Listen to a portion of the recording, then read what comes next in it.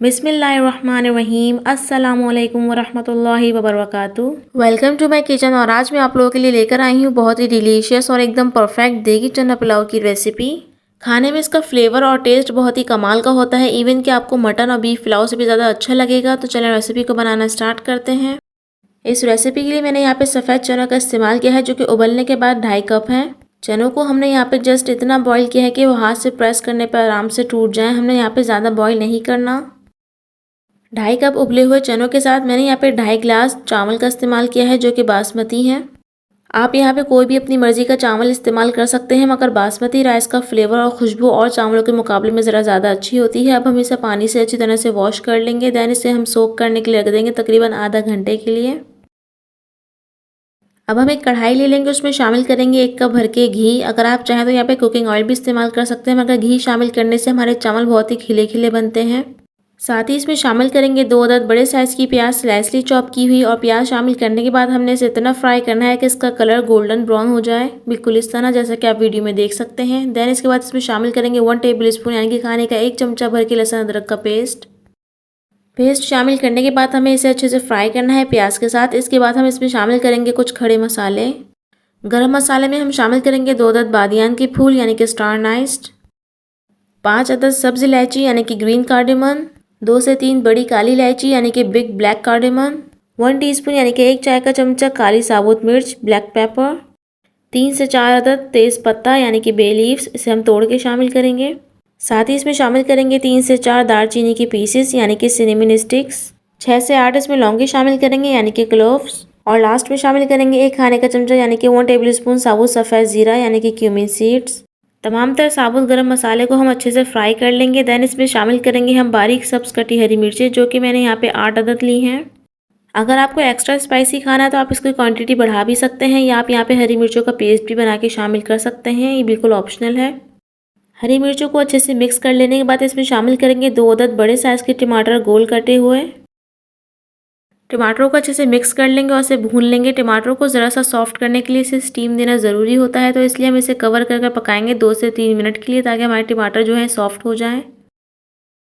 2 से 3 मिनट के लिए कवर करने के बाद हमारे यहाँ पे टमाटर बहुत अच्छे से सॉफ्ट हो चुके हैं। अब हम इसे अच्छी तरह से भून लेंगे तमाम तरह खड़े मसालों के साथ। अब हम इसमें शामिल करेंगे 1/2 कप चिकन स्टॉक, जो कि मैं यहाँ पे क्यूब्स की शक्ल में स्टोर करके रखती हूँ। अगर आपके पास होममेड नहीं है तो आप बाहर से जो क्यूब्स मिलते हैं वो इसमें इस्तेमाल कर सकते हैं। चिकन स्टॉक या क्यूब्स का इस्तेमाल करने से हमारे पुलाव का जो फ्लेवर है बहुत ज़्यादा रिच हो जाता है। अब हम इसमें शामिल करेंगे 2 टेबल स्पून बारीक कुटा हुआ धनिया। इस बात का ख्याल रखिएगा पिसा हुआ धनिया शामिल नहीं कीजिएगा। 1 टेबल स्पून यानी कि खाने का 1 चमचा भर के लाल कुटी मिर्च, 1.5 टेबल स्पून यानी कि खाने का 1.5 चमचा नमक शामिल करना है। आप अपने हिसाब से कम या ज़्यादा कर सकते हैं। तमाम तरह मसालों को अच्छे से मिक्स कर लेंगे। इस चना पुलाव की रेसिपी में हम लाल पीसी मिर्च का और हल्दी का इस्तेमाल हरगिज़ नहीं करेंगे। अब हम इसमें शामिल करेंगे 2 अदद बारीक गोल कटे हुए लीमू। साथ ही इसमें शामिल करेंगे 8 से 10 फ्रेश आलू बुखारे। अगर आपके पास आलू बुखारा नहीं है तो आप यहाँ पे ज़रा सी इमली का पल्प निकाल के वो भी इसमें शामिल कर सकते हैं, इससे बहुत ही अच्छा फ्लेवर आता है हमारे चना पुलाव में। अब हम इसमें शामिल करेंगे 200 ग्राम यानी कि 1 कप से ज़रा सा कम ताज़ा और मीठा दही शामिल करने के बाद हम इसे अच्छे से मिक्सअप कर लेंगे और फ्लेम को हाई करके हम इसे पकाने के लिए छोड़ देंगे, जब तक के लिए हमारे दही का तमाम तरह पानी खुश्क ना हो जाए। जैसा कि आप वीडियो में देख सकते हैं दही का तमाम तरह पानी खुश्क हो चुका है। जब घी मसाले से इस तरीके से ऊपर आ जाए तो समझ लें कि आपके मसाले की बुनाई बहुत अच्छे से हो चुकी है। अब हम इसमें शामिल करेंगे 1/2 टेबल स्पून यानी कि खाने का आधा चमचा पिसा हुआ गरम मसाला।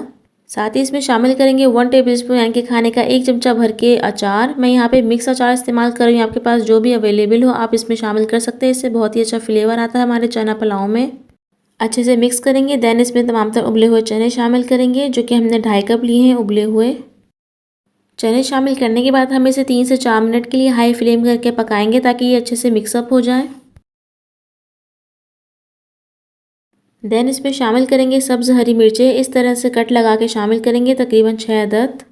साथ ही शामिल करेंगे 1 प्याली भर के ताज़ा हरा धनिया के पत्ते। हरा धनिया शामिल करने से बहुत ही ज़बरदस्त सी खुशबू उठती है चना पुलाव में, तो इस स्टेप को स्किप नहीं कीजिएगा। इसे अच्छे से मिक्स कर लेंगे।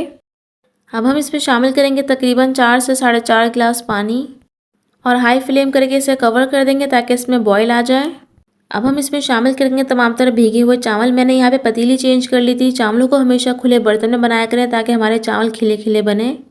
अब हम यहाँ पे हाई फ्लेम करके इसे इतना पकाएंगे पार्शली कवर करके कि इसका ये तमाम तर पानी खुश्क हो जाए चावलों के अंदर। इस पॉइंट पे नमक चेक कर लिया करें, अगर कम लगे तो इस पॉइंट पे आप शामिल कर सकते हैं। अब हम यहाँ पे ज़रा सा पानी लेंगे, उसमें चंद कतरे केवड़ा एसेंस की शामिल करके इसे दम पे इस तरह से फैला देंगे और इसे कवर कर देंगे। जब भी आप दम लगाएं पहले 3 से 4 मिनट के लिए हाई फ्लेम कर दें ताकि इसके अंदर स्टीम जनरेट हो जाए। दैन उसके बाद आप लो फ्लेम कर दें। ऐसा करने से बहुत ही अच्छा दम लगता है चावलों को। तो यहाँ पे हमारे बहुत ही मज़ेदार, बहुत ही डिलीशियस देगी चना पुलाव बन के तैयार है। इसे हम गार्निश करेंगे फ्राइड अनियंस के साथ। एकदम परफेक्ट और ऑथेंटिक रेसिपी है देगी चना पुलाव की। आपने इसे ज़रूर ट्राई करना है और आप इसे जब भी ट्राई करें आप इसे सर्व करें हरी चटनी, सैलेड और रायते के साथ। अगर आपको छोटी सी रेसिपी की वीडियो पसंद आई है तो काइंडली लाइक कर दें, शेयर कर दें, प्यारे प्यारे से कमेंट्स कर दें। साथ ही चैनल पे नए हैं तो प्लीज़ सब्सक्राइब करके ज़रूर जाइएगा, ये बहुत ज़्यादा इंपॉर्टेंट है मेरे लिए। साथ ही बेल नोटिफिकेशन को भी ऑन कर लिया करें, इससे मेरी हर आने वाली नई वीडियोस आप तक बर वक्त पहुँच सकेंगी।